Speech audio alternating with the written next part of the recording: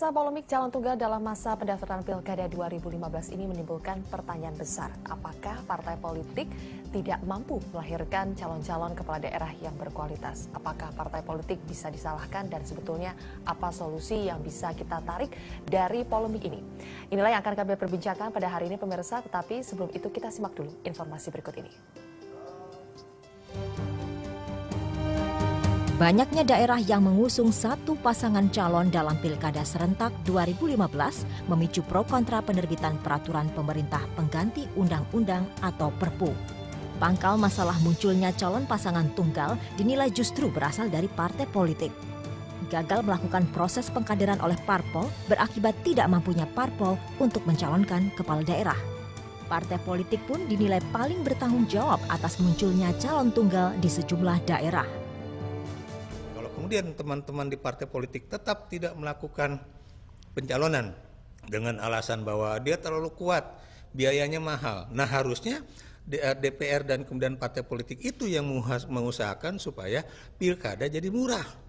Tidak perlu ada mahar, tidak perlu ada kampanye yang begitu mahal ya, termasuk juga baliho-baliho. Peraturan pengganti undang-undang untuk mengatur calon tunggal di pilkada serentak pun menjadi salah satu opsi yang telah dikoordinasikan antara pemerintah, KPU, dan Bawaslu. Namun, kepastian untuk mengeluarkan Perpu tersebut kini di tangan Presiden Joko Widodo. Apanya? Oh, belum sampai ke sana lah. Ini kita lihat dulu tanggal 3. Selain menanti keputusan Presiden, pemerintah juga masih menunggu perkembangan daerah yang memiliki calon tunggal. Perkembangan dipantau hingga hari ini atau pendaftaran lanjutan untuk daerah yang terdapat kurang dari 2 pasangan. Namun jika masih terdapat 1 calon, maka pemerintah akan membuka opsi menerbitkan Perpu. Dengan Perpu ini harus dijawab beberapa persoalan yang mungkin terjadi kalau pada gilirannya hanya tinggal 1 calon. Nah buat kami harus bisa menunjukkan sikap yang netral dan harus memastikan bahwa ini bukan otoritas kami supaya mereka juga memahami kami gitu. Selain itu, masalah lainnya yang mengganjal adalah mahar atau pemberian uang kepada parpol yang disebut-sebut sebagai faktor urungnya kader maju dalam pilkada. Sebagai contoh terbaru, bakal calon Bupati Sidoarjo, Jawa Timur, Usman Ihsan, mengaku membayar sejumlah uang mahar agar bisa maju dalam pilkada serentak. Namun menolak menyebut besarnya nilai mahar karena merupakan rahasia partai. Usman Ihsan berpasangan dengan Tan Mewa yang diusung Partai Gerindra serta Partai Keadilan Sejahtera. Namun nyanyian bakal calon kandidat kepala daerah itu dibantah DPD Partai Keadilan Sejahtera Sidoarjo. Itu rahasia partai itu. Kan semua orang dibolehkan kan itu. Ya, tapi kalau nominal rahasia partai. Yang jelas saya kosong dari PKS sudah apa-apa. Kita sampaikan pada hari ini bahwa kita tidak ada yang namanya nilai-nilai mahar apapun yang disebut oleh masyarakat itu. Tentunya kita melihatnya adalah dari sisi objektivitas politik belakang insya Allah. Jadi deal politiknya seperti apa ya dengan pasangan ini? Kami mensepakati visi misi ya. Melahirkan pemimpin-pemimpin baru adalah salah satu tugas dan fungsi utama partai politik. Namun jika itu gagal dilakukan, di manakah letak tanggung jawab partai politik itu? Tersentak masalah pilkada serentak, bersiasat di pilkada serentak, itulah yang menjadi topik pada pagi hari ini. Pemirsa, saya langsung ke Ketua DPP Golkar, Bang Leo Nababan. Bang Leo, fenomena calon tunggal cermin kegagalan kaderisasi parpol. Gimana tuh Bang? Iya, 1 bulan saya tidak mau lagi diwawancara-wawancara. Kenapa? Tapi karena judulnya ini Sylvia tersentak, saya pun tersentak, saya mau untuk diwawancara. Saya sepakat bahwasanya ini adalah kegagalan partai politik. Anda sepakat? Saya sepakat. Parpol-parpol lain kayaknya nggak mau disalahkan? Kita harus jujur kepada bangsa ini kalau ingin kita mau maju. Kenapa? Ada yang mengatakan nanti kalau dia terlampau kuat, maka kita tidak bisa lagi melawan, tidak usah kita maju. Yeah. Mari kita berpikir melihat secara besar untuk bangsa ini. Jangan berpikir karena untung dan rugi. Mari kita bersifat negarawan. Kalau selama ini berarti dalam mencalonkan masih mempertimbangkan untung dan rugi ya Bang? Iya, soal biaya? Karena tadi ada pemimpin elit partai mengatakan itu. Ngapain melawan dia? Sedangkan dia masih kuat. Dia tidak memikirkan, itu memikirkan in looking dia saja. Harus memikirkan global bangsa ini. Kalau dalam Golkar gimana Bang? Pertimbangannya dalam memajukan calon itu pertama apa? Iya, sebenarnya jujur saya mengatakan hampir semua partai saat ini kaderisasinya gagal. Kaderisasinya gagal karena semuanya pragmatis. Saya jujur mengakui di Golkar pun itu terjadi. Saya harus berani mengatakan itu. Pragmatis dalam arti yang elektabilitasnya tinggi itu yang dimajukan? Iya betul, tetapi ada juga hal-hal faktor X dan Y dan Z. Bayangkan, ada orang yang tidak disurvei, ada yang tidak ikut fit and proper test, bisa lolos. Karena apa? Dia tidak membuat aturan itu dengan baik. Saya bandingkan dengan di kunjungan saya dulu dengan tim ke Cina, untuk kader partai itu sampai politbiro 15 tahun dididik. 15 tahun? Iya, wow. Itu di Cina, sampai untuk tingkatan politbiro. Di kita hanya mengatakan survei tinggi, Bapak tadi Sumarsono di luar ngomong mahar politik. Ini yang membuat terdegradasi bangsa ini. Saya mau tegas katakan, kita harus memperkuat memang demokrasi ini dengan benar.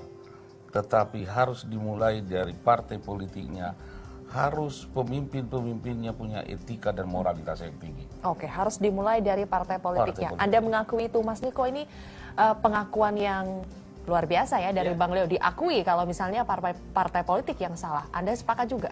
Ya, saya kira tanggung jawab terbesar ini ada di partai politik. Karena bagaimanapun dalam pilkada ini sebenarnya ada dua stakeholder utama yang menentukan berhasil tidaknya pilkada serentak ini, yaitu partai politik dan sebenarnya juga dari perseorangan. Nah, memang perseorangan sudah ditutup karena memang persyaratan lebih susah dan segala macam. Nah, sekarang memang dari partai politik ini mereka yang membuat undang-undang, mereka juga harusnya yang bisa mengantisipasi, sudah memikirkan kalau hal seperti ini akan terjadi. Nah, sekarang yang menjadi pertanyaan bagi kita semua adalah apakah memang partai politik ini punya komitmen untuk mensukseskan hajatan demokrasi ini, ya kan? Kalau memang mereka memang benar-benar komited terhadap nilai-nilai demokrasi, mestinya menang kalah itu adalah nomor kesekian. Yang pertama itu adalah mensukseskan demokrasi sendiri. Dan di dalam demokrasi ini memang selalu wajar ada yang namanya menang kalah. Tapi kan menang kalah itu mungkin hanya untuk saat ini. Mungkin untuk yang periode berikutnya, mungkin untuk pilkada tahun 2017, bisa saja itu berubah. Oleh karena itu kalau pragmatisme itu yang menjadi dasar, memang partai politik tidak akan pernah menjadi partai yang modern di Indonesia. Seharusnya memang partai politik itu dilembagakan supaya mekanisme untuk rekrutmen, untuk seleksi kepemimpinan dan segala macam itu bisa berjalan secara lebih baik lagi. Kemarin ini kan semuanya sepertinya tergagap-gagap. Ya, tergagap-gagap karena mungkin misalnya di awal banyak partai politik itu sudah tidak mempersiapkan kader-kadernya. Mereka menunggu kira-kira siapa ini yang paling kuat pinangannya atau gisinya yang paling kuat. Siapa ini yang paling tinggi ini elektabilitasnya dan seterusnya. Padahal mereka sadar sebenarnya bahwa tidak semua faktor itu yang sebenarnya menentukan kemenangan. Di dalam kontestasi elektoral, kadang yang namanya pasangan underdog atau yang tidak diperhitungkan itu bisa jadi menang. Di Pilgub Jakarta pada waktu Pak Jokowi maju, itu kan semua udah yakin, survei juga yakin satu putaran Fauzi Bowo menang. Tapi nyatanya tidak juga. Nah, harusnya partai politik sadar. Oleh karena itu sekarang ini untuk mensukseskan pilkada serentak 9 Desember, kita minta benar ini. Partai politik ini adalah benar-benar ujian bagi partai politik seberapa yakin, seberapa mereka ini komite terhadap nilai-nilai demokrasi. Kalau memang benar mereka harusnya maju, apalagi yang koalisi di pemerintahan, KIH. Kalau sampai tidak mengajukan calon di 8 daerah atau 9 daerah yang belum ada calonnya, maka itu patut dipertanyakan. Seberapa serius mereka ini mendukung pemerintahan sekarang ini. Oke, tadi Anda bilang ini menang kalah ya. Jangan dulu mikir-mikir udah mau menang mau kalah. Tapi kan kalau kalah ini konsekuensinya besar. Biaya politik yang dikeluarkan, biaya pencalonan yang dikeluarkan, mahar yang dikeluarkan udah besar kan? Saya kira gini, politik itu ada investasi jangka pendek, jangka panjangnya juga. Jadi mungkin kalah sekarang tapi bisa jadi itu bisa merebut hati masyarakat. Itu yang pertama. Yang kedua, bisa juga menunjukkan bahwa mereka ini punya calon.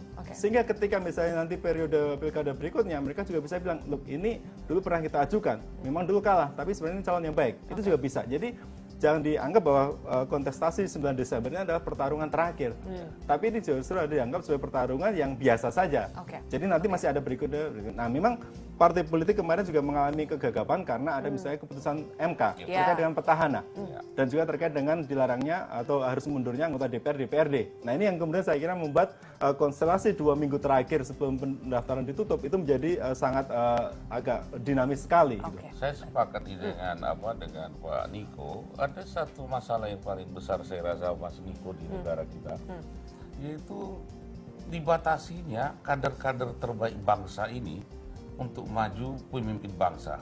Contoh dari sektor Angkatan Bersenjata Republik Indonesia, TNI, kepolisian, PNS seperti beliau ini. Kita harus mengatakan MK tadi yang napi aja bisa maju lagi. Kenapa kader-kader terbaik ini tidak bisa? Saya beri contoh, di TNI orang mau masuk ke kolonel itu harus dulu ikut pendidikan. Mau masuk bintang itu dia harus lemhanas. Demikian juga di PNS ada dia jenjang pendidikan. Tetapi kita menutup untuk ikut ini harus mundur dulu, harus ini tidak fair menurut saya. Menutup kader-kader terbaik bangsa dari unsur TNI, Polri, dan juga PNS. Dan ini harus dipikirkan jangka panjang ke depan. Dari segi regulasi, berarti ini dari juga regulasi, tugas dari teman-teman di DPR di ini. sektor ini ada banyak kader-kader negara yang hebat. Baik, nanti saya akan tanya ke Pak Sumarsono. Ini dua narasumber di sini sudah sepakat, katanya parpol ini bisa disalahkan, sepatutnya disalahkan. Tetapi kemarin ada pernyataan dari Mendagri yang mengatakan parpol jangan disalahkan lah, karena ini kan banyak faktor. Oke, nanti saya akan minta tanggapannya ya dari Pak Sumarsono, pemirsa, tapi kita harus jeda terlebih dahulu.